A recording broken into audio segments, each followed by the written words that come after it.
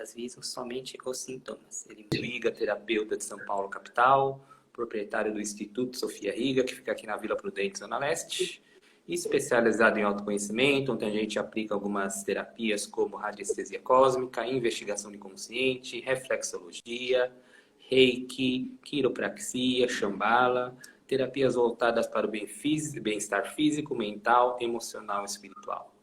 E agora vamos às apresentações do nosso bruxo de Uberaba, Valdo Fausto de Araújo. Diga lá. Bom dia, estamos aí firmes e fortes para mais uma fala sobre homeopatia, né? Estou Valdo Fausto de Araújo, moro em Uberaba, trabalho com as terapias energéticas, terapias espirituais, entre elas a homeopatia, fitoterapia, psicoterapia reencarnacionista, reiki, apometria, barra axis, magia, etc. E hoje nós estamos aqui para poder dar continuidade à jornada da homeopatia e vamos terminar a fala do farmacêutico homeopático. Certinho? Quem tiver dúvida pode escrever no chat que o Márcio vai me colocar na par, né, Márcio? Você me fala. E vamos lá então, né? O perfil do farmacêutico. Como que deve ser o perfil de um farmacêutico, né? Homeopático. Então, Márcio vai me colocar na par, né, Márcio? Você me fala. Aí. Certeza. Tranquilo. Então, nós estávamos falando na semana passada, eu acho, parece que foi, sobre o farmacêutico homeopático. Como é esse profissional, né? Hoje nós vamos falar um pouquinho sobre o perfil dele e depois nós vamos falar sobre as áreas de atuação desse profissional e mais para frente nós vamos falar de floral, não sei se vai dar tempo para estar falando hoje, falar de floral, vamos falar também talvez de elixir de cristal, vamos ver como é que a gente vai caminhar aqui, né? O que vai ser possível de estar sendo trago, né? Eu não estou com pressa, Márcio. A gente vai falando, já que é uma jornada, eu não determinei tempo para terminar essa jornada, não. Tem coisa aí para a gente ir falando por muito tempo, tá? Então, o perfil, né, de um farmacêutico. E é interessante, eu estou trazendo essa questão do farmacêutico, porque a gente carece, né, de profissional nessa área. Então, de repente, quem sabe desperta alguém fazer farmácia para enveredar nesse caminho da farmácia homeopática. A gente precisa de farmacêutico homeopático, né? Não tem tantos assim, não. Né? Na alopatia a gente tem muitos, mas na homeopatia não temos tanto. Bom, então, qual seria o perfil, né, desse profissional? Em 97, a Organização Mundial de Saúde publicou um documento denominado The Role of the Pharmacists in the Healthcare System, sei lá, o papel do farmacêutico, né, no sistema de atenção à saúde, em que se destacaram 7 qualidades que o farmacêutico homeopático deve apresentar. Foi então chamado de farmacêutico 7 estrelas. E esse profissional 7 estrelas deve ser prestador de serviços farmacêuticos em uma equipe de saúde. Ou seja, ele tem que ter formação em farmácia, né? Capaz de tomar decisões. Ou seja, ele não pode ficar esperando alguém tomar decisão por ele. Ele precisa saber tomar decisão, porque muitas vezes chega o caso para ele e tem que resolver, não tem a quem recorrer, né? Tem que ser comunicador, tem que ser líder, porque ele tem que trazer a equipe dele junto com ele, né? Comunicador para poder facilitar a comunicação entre ele e a pessoa que vai procurar farmácia para se tratar, para adquirir o medicamento, ele tem que ser um bom comunicador com as pessoas auxiliares de farmácia que vão estar manipulando os medicamentos na supervisão dele, né? Ele precisa ser gerente, ele tem que estar no comando da coisa, né?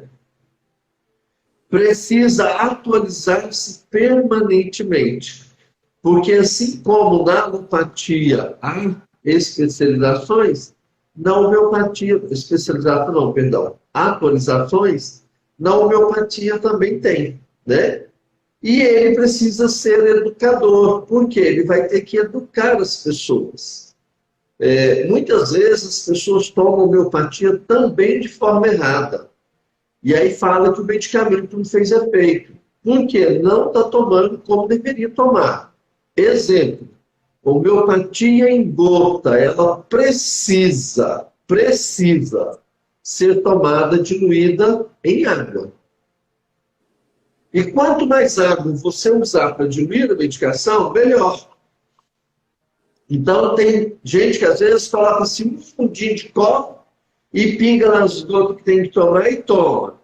Está errado. É no mínimo meio copo de água. Tem que ser uma dose de água. Por quê? Porque a água é carreadora, né, da cura. A água ela é carreadora do processo energético que está contido naquele medicamento que você está tomando.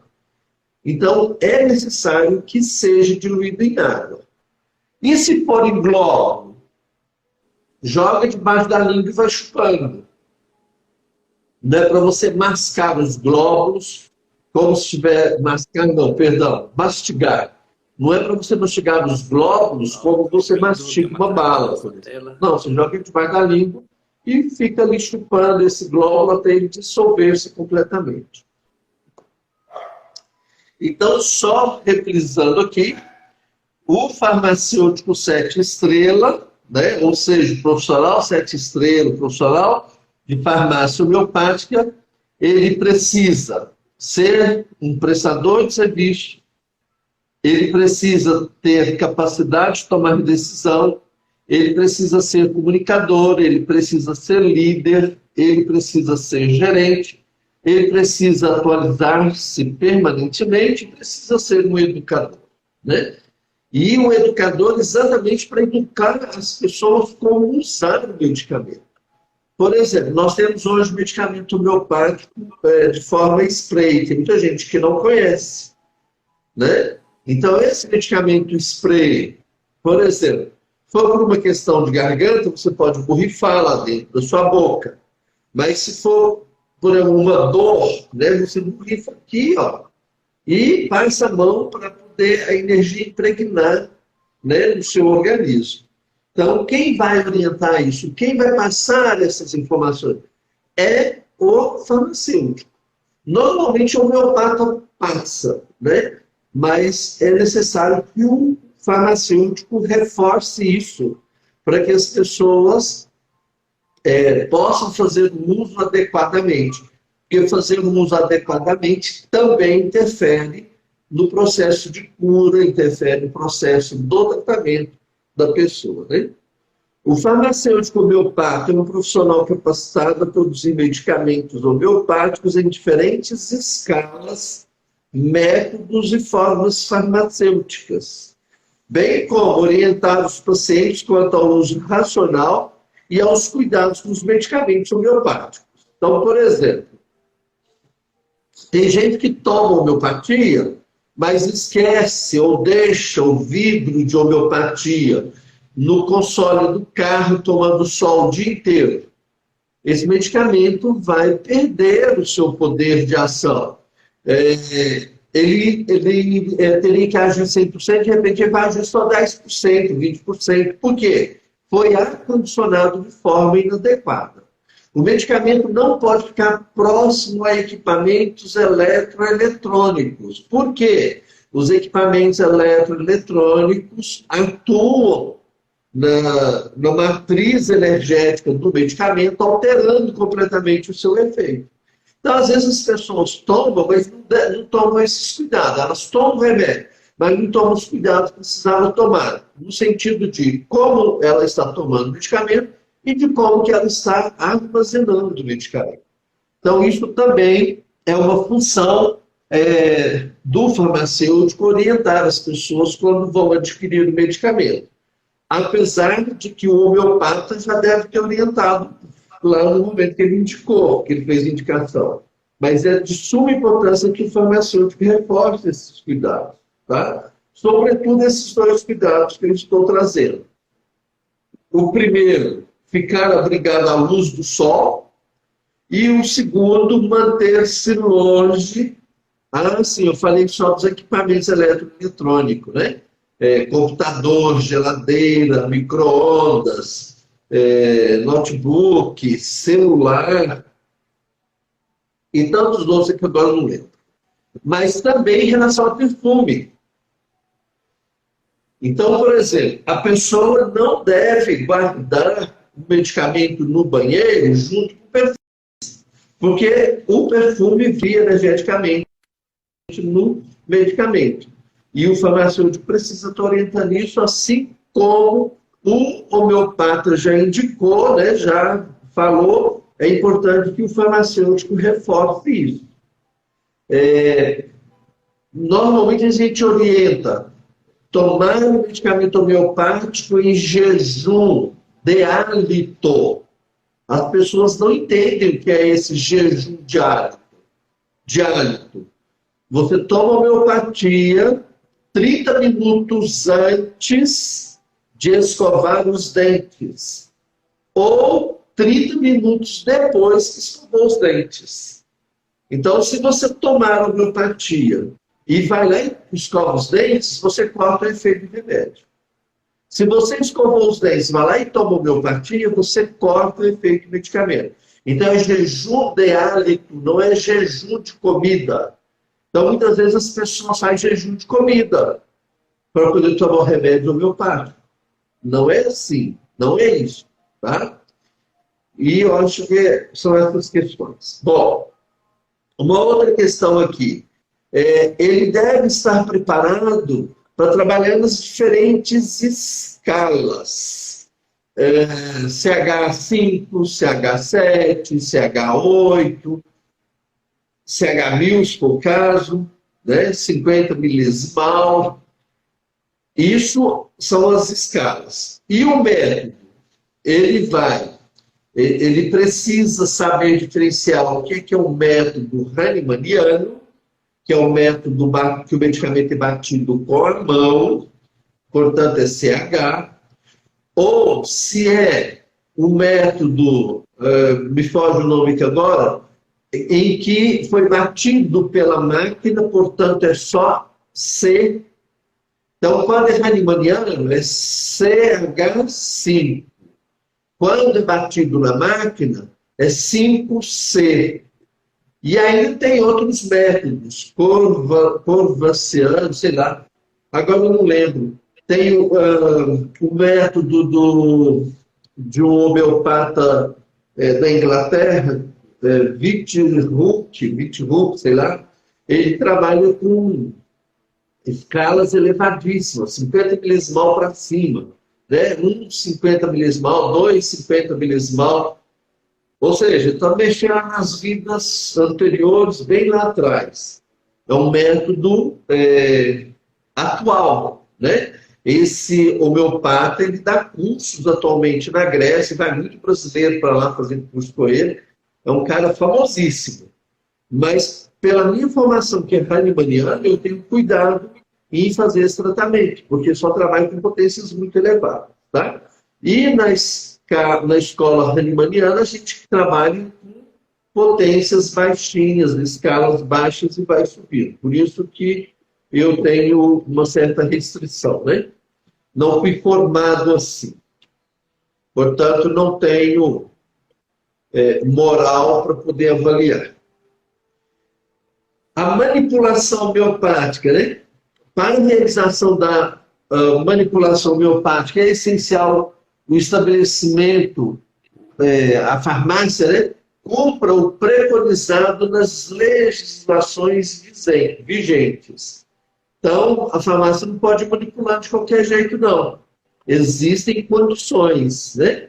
Então, primeiro, habilitação profissional. É o que nós acabamos de falar. O farmacêutico precisa ser habilitado através de uma escola de formação de farmacêuticos convencional e, além disso, ser habilitado através de um curso de homeopatia. Tá?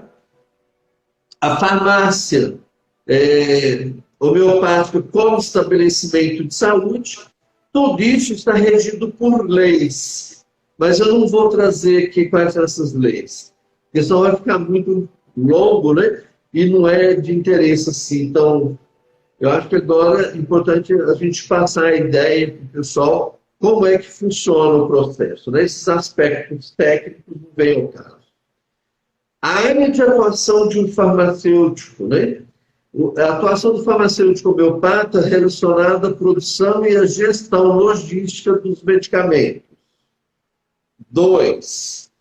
Atuações direcionadas ao paciente, à família e à comunidade. Então, esse primeiro aqui foi o que eu estava falando, é a produção do medicamento. Esse item 2 é o que eu também estava dizendo, é o orientar como é que deve ser usado o medicamento, né? O medicamento em gota vai ser usado diluído na água, o medicamento em glóbulo vai ser chupado, né? Põe na boca e deixa ele dissolver. O medicamento em creme vai ser massageado, o medicamento em spray também vai ser massageado. O medicamento spray é muito usado também em animais, né? Porque é difícil, às vezes, você dar o glóbulo ou a gota para o animal. Se bem que a gota você pode pingar na água, né? Então, o pessoal tem usado muito o spray, né? Porque aí só borrifa no corpo do animal e depois faz uma carícia, né? A atuação na educação e qualificação profissional, e aqui, no caso, seria do farmacêutico também ser educador, ser professor. Atuação em pesquisa, tá? Esses são os... Como é que fala? Onde ele pode estar atuando. A produção industrial de medicamento homeopático, aí já não é mais manipulado manualmente, né? Já é produção de medicamento em larga escala, como, por exemplo, a gente conhece muito a farmácia, tem a farmácia Dias Cruz, que é no Rio, e tem uma outra, Omega Prado, não sei o que Prado, homeopatia Prado, um negócio assim. Essas farmácias são farmácias muito grandes, né? Que manipulam uma quantidade de medicamento muito grande, portanto, elas trabalham de forma industrial. E, consequentemente, tem que ter um farmacêutico lá o tempo inteirinho, né? Para poder trazer essas informações, observar. Os medicamentos, rótulos dos medicamentos, você não pode rotular de qualquer jeito, né? Então, os rótulos dos medicamentos homeopáticos, além de atender ao regulamento vigente para a rotulagem de medicamentos, deve conter as seguintes informações. Qual é a potência do medicamento que está sendo utilizado? Qual é a escala, a via de administração, a forma farmacêutica e a dominação dos insumos ativos, utilizando a nomenclatura oficial.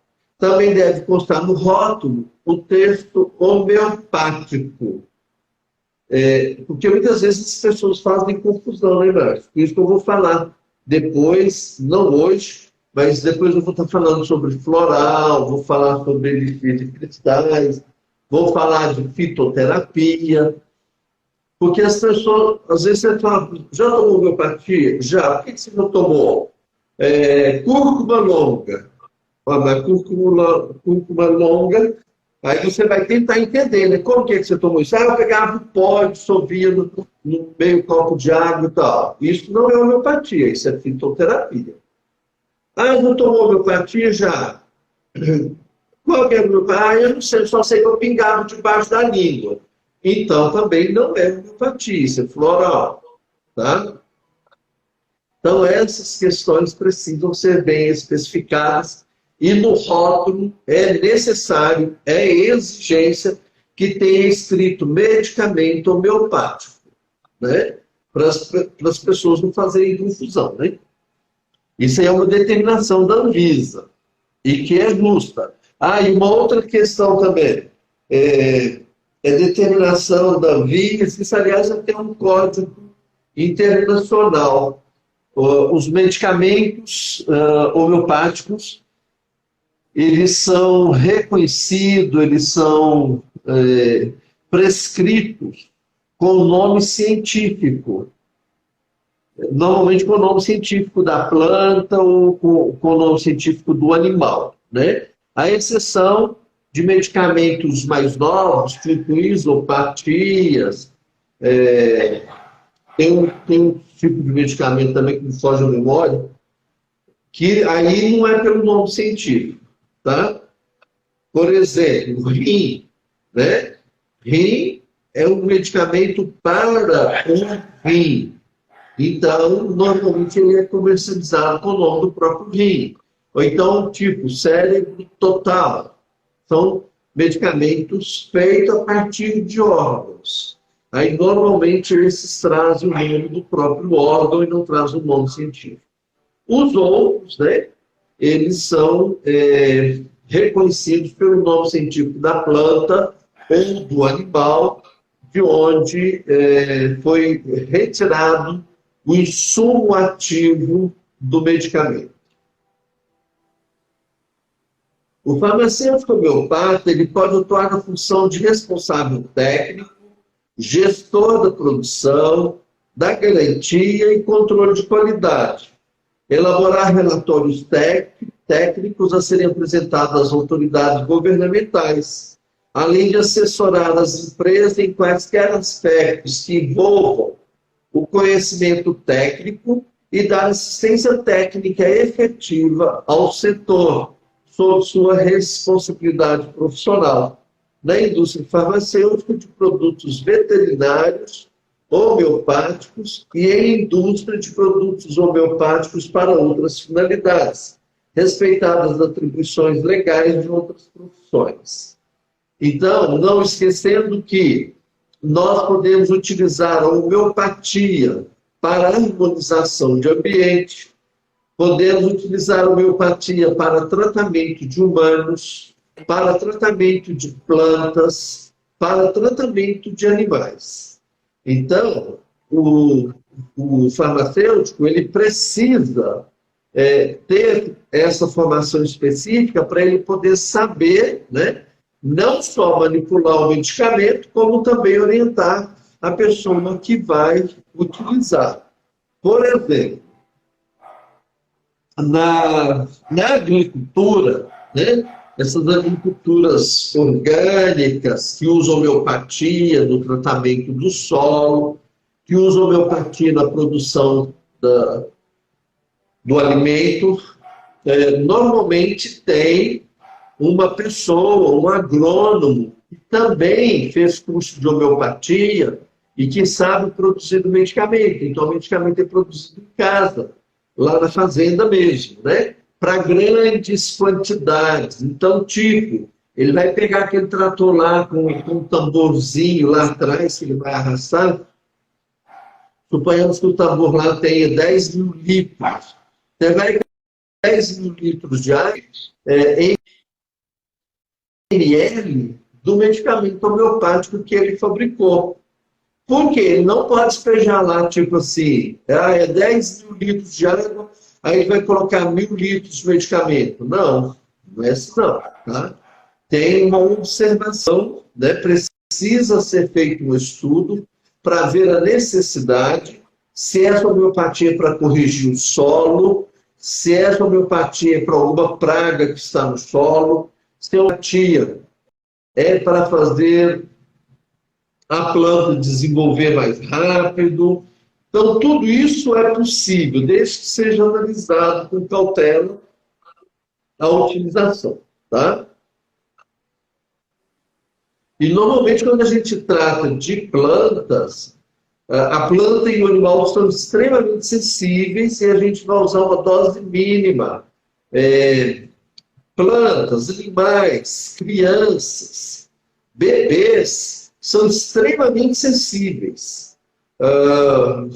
Tipo assim, 1 milésimo de gota que você der já vai estar fazendo efeito. Por quê? Porque o medicamento é energético, ele não é químico. Tá?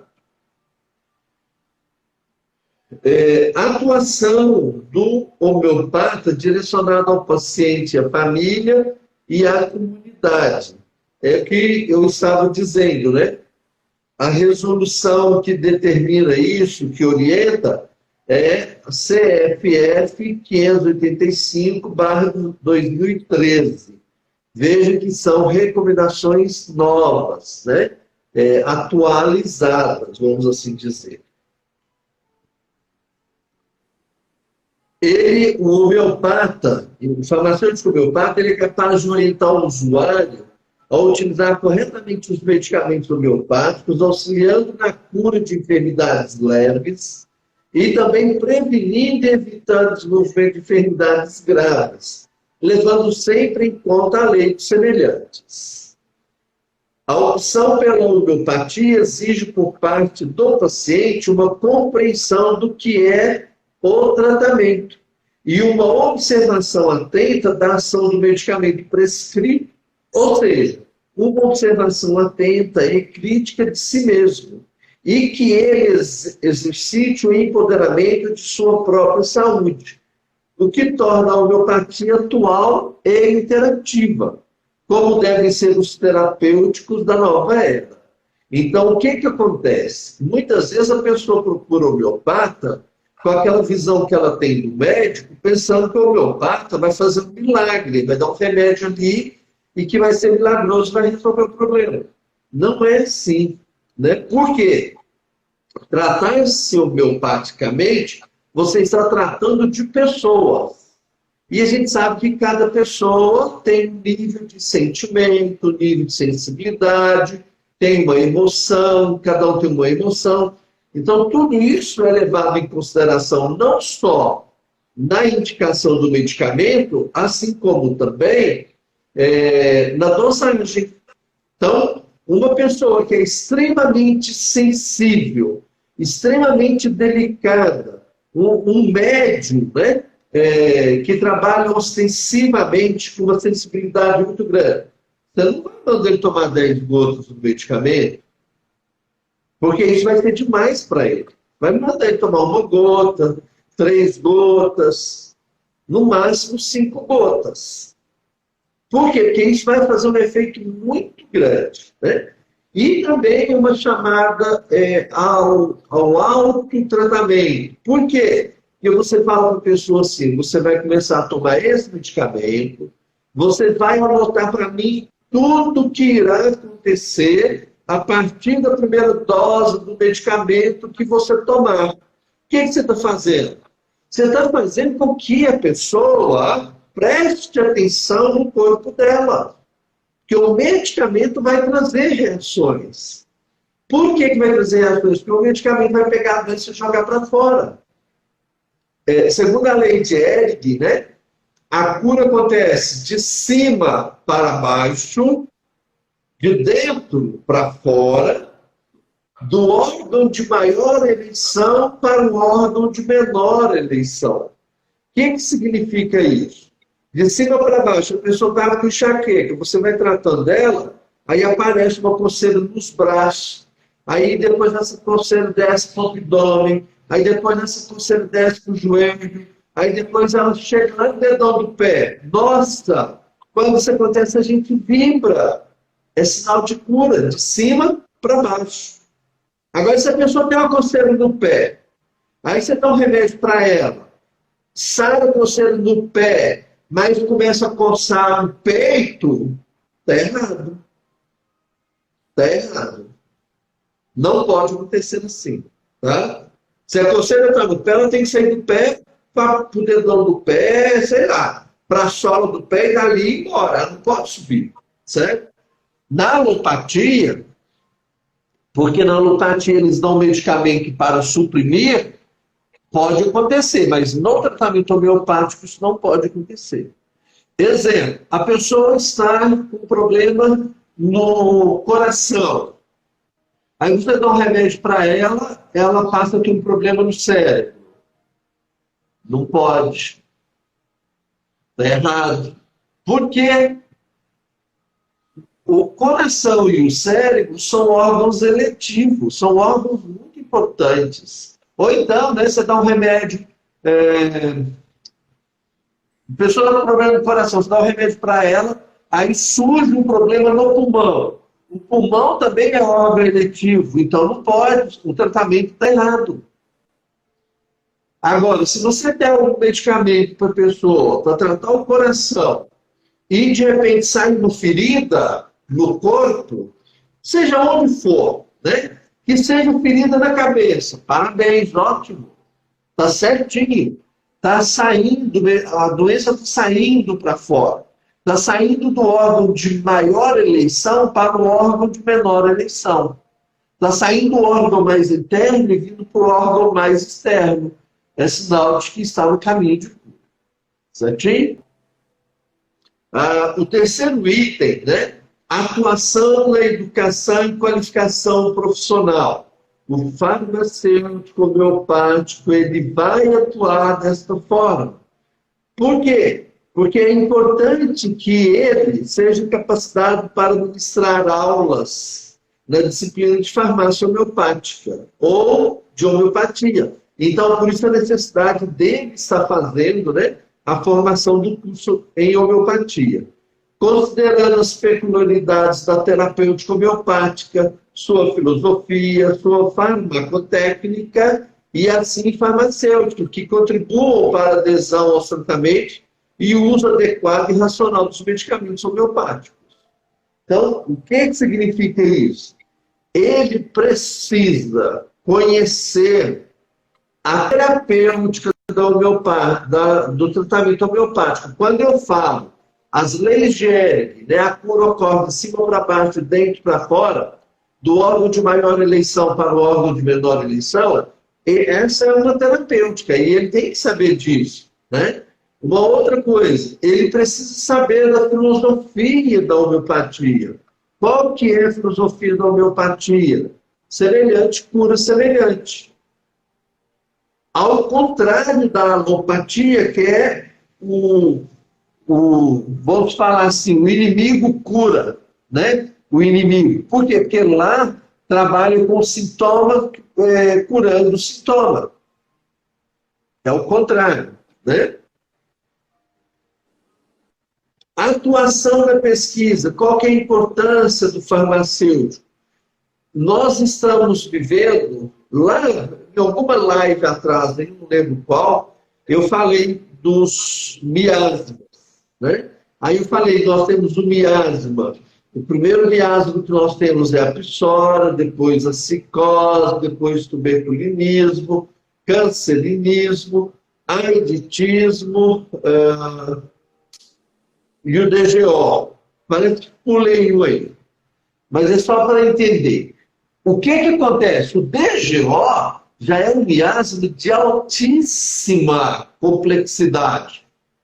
E aí, nós temos que, ou nós precisamos, ou de repente há uma possibilidade de um novo medicamento.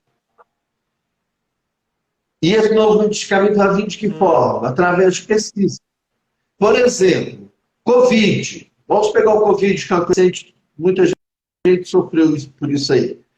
Nós temos na homeopatia um medicamento específico para o Covid. É o coronavírus, não. Coronário, não. Ai, fugiu o nome agora. Então, na época que o Covid estava alto, tinha muito homeopata. Aqui em Uberaba, a gente viu muitas indicações disso, apesar de ser de um único homeopata, né? ele estava indicando esse medicamento. E esse medicamento era o quê? Era o próprio vírus do corona, porém altamente diluído. Ele estava indicando no CH30, ou seja, aquela matéria inerte, aquele insumo ativo do vírus, do coronavírus, tinha sido diluído 30 vezes. Ou seja, quimicamente não tem nada nesse medicamento do vírus, do veneno do vírus, vamos assim dizer. Tá? Então, isso foi possível. Por quê? Porque os homeopatas, conhecendo o princípio da homeopatia, conseguiram isolar o vírus, foi lá e fez um medicamento. Certo? Então, daí a importância, né, da pesquisa. Ele precisa atuar na pesquisa para poder estar sempre atento e poder estar atendendo essas demandas novas que surgem. Mas, por outro lado, eu, enquanto homeopata aqui em Uberaba, eu não indiquei esse medicamento para nenhuma pessoa. O que eu fiz? Eu tratei as pessoas com os medicamentos que eram muito similares ao comportamento do vírus. Então, eu trabalhei muito com fósforos e deu excelente resultado. Tirei pessoas da UTI com fósforos, usando apenas fósforos. Ou então, o arsênico. Né? Inclusive, o doutor Mauro, quando eu tive Covid, o doutor Mauro me indicou: toma arsênico, eu já estou tomando. Porque na época eu tomei todos os medicamentos do Médico da Terra, tomei. Não sou doido, né? Não sou ignorante. Era uma situação de vida ou morte. Mas você acha que eu larguei tomar minha homeopatia? Não larguei de jeito nenhum, porque, aliás, eu só peguei o corona porque já tinha 6 meses que eu não tomava nada de homeopatia. Eu passei no ano 2020, né? 2020, 2021, inteirinho, sem Covid. E tendo contato com pessoas com Covid. Eu só fui pegar em janeiro de 2022. Por quê? Porque eu tinha largado de tomar homeopatia lá atrás. Agora já deu uma relaxada, eu estou saudável, né? Eu me cuidei esse tempo todo, meu organismo está forte. Aí eu fui para São Paulo, fui para a praia em outubro, voltei, não tive nada, né? Mas quando foi em janeiro de 2022 eu peguei, e a coisa foi feia. Por quê? Porque eu tenho todas as comorbidades possíveis e imagináveis. E além de ter todas as comorbidades, eu não tomei vacina. Aí peguei. Mas tomei os remédios médicos, tomei todos. 30 e tantas pílulas por dia, mais injeção, mais isso, mais aquilo. Mas não abandonei minhas homeopatias, não abandonei a cúrcuma, né? Chá, o que me dava na cabeça, eu falava para a Lília, faz isso, e ela fazia, tadinha. Entendeu? Então a gente precisa saber, né, como se cuidar. Ok? Atuação no serviço público. Hoje a homeopatia, ela é reconhecida pela OMS, é reconhecida pela Anvisa, e existem muitas secretarias de saúde de municípios que usam a homeopatia no seu ambulatório. Então, já existem algumas prefeituras, né? Eu acho que, inclusive, em São Paulo, me parece que tem, o SUS contrata homeopatas para poder tratar a população homeopaticamente. Por quê? É muitíssimo, mas é muitíssimo mais barato. Vocês não têm noção. Por isso que a homeopatia não vira aqui no Ocidente, né? ela é extremamente barata e os laboratórios multinacionais, que têm muita grana, não deixam, eles fazem de tudo. Uma das coisas que eles fazem, não, isso aí não funciona, isso aí é uma água, né? É uma água, isso aí é apenas uma coisinha diluída, isso não resolve. Por quê? Porque se a homeopatia pegar, eles vão à falência. Essa é a verdade que está por trás de tudo. Então, eles fazem uma campanha ferrenha contra a homeopatia, tá? Então, a homeopatia ela é extremamente barata. Hoje em dia, por exemplo, se você for fabricar um medicamento, vamos supor, você vai fabricar um medicamento na sua casa. Você vai comprar o vidro deve estar custando aí 4, 5 reais. Sei lá, faz muito tempo que eu não compro, não tenho ideia. O insumo que você vai usar é a planta, e o quanto você vai pagar pela planta, o trabalho de você ir até no seu quintal e colher a planta para vir fazer o medicamento. Entendeu? Então, no fundo, você vai fabricar um medicamento aí por no máximo 7 reais, 8 reais, porque você vai pagar o álcool, né? E vai arrumar água bidestilada, ou, em último caso, água mineral. Pode fazer com água mineral também, né? Então, é muitíssimo barato, muitíssimo. E o serviço público hoje, né, aqueles administradores que têm uma cabeça mais aberta e que pensa na população enquanto um ser humano e quer economizar recursos, eles também estão implantando a homeopatia como uma forma de tratamento oficial para poder reduzir gastos, reduzir custos, né? Para reduzir custos, certinho? Então, Walter, só um comentário, Então, né, sobre a questão do SUS, das medicinas alternativas, né? Várias terapias foram aprovadas pelo SUS, sim, mas na prática não funciona bem assim, né? Você sabe que tem interesses políticos por trás. E, por exemplo, você vai numa unidade do SUS aqui em São Paulo, eu quero fazer tratamento com rei, com homeopatia, não temos porque não tem profissional. Então tem uma questão muito política por trás disso. Apesar de ter verbas liberadas para investir nisso, eles não investem porque tem questões políticas por trás, né? Mas é um assunto que a gente deixa para lá porque não cabe a nossa alçada, né? Vamos continuar falando de homeopatia aí. tem isso mesmo, viu, Márcio? Tem. Não é fácil, né? Onde tem ser humano, tem uma complicação. Bom, aí a gente encerra. Márcio, está aqui ó, na biografia, Vitivucas, Geórgio Vitivucas, que é o grego que eu mencionei agora mesmo, tá?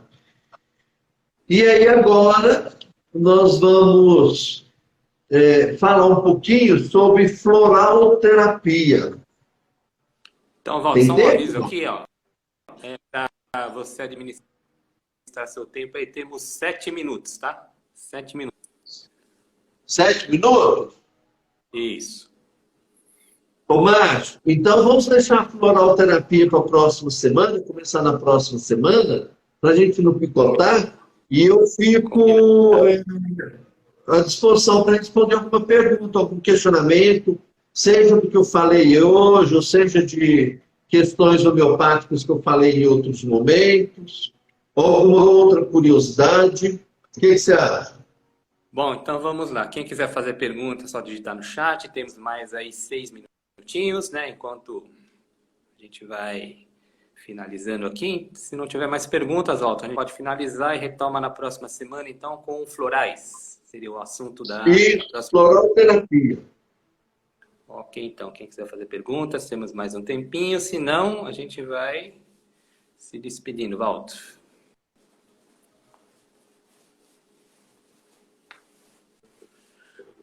Bom, Marcos, enquanto o pessoal faz pergunta aí, né?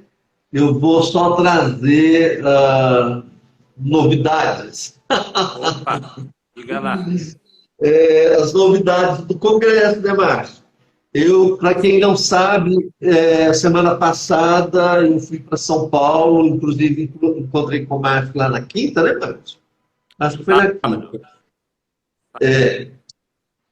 Aí nós fomos para São Paulo, fui eu e minha esposa, nós participamos do encontro com a Amit Goswami sobre ativismo quântico, ou seja, sobre quântica, né, sobre física quântica, como a gente pode trazer essa física quântica para o nosso dia a dia, como a gente pode implementar isso, porque a tendência hoje é essa, né? Hoje é tudo quântico e não tem, é o novo paradigma quântico.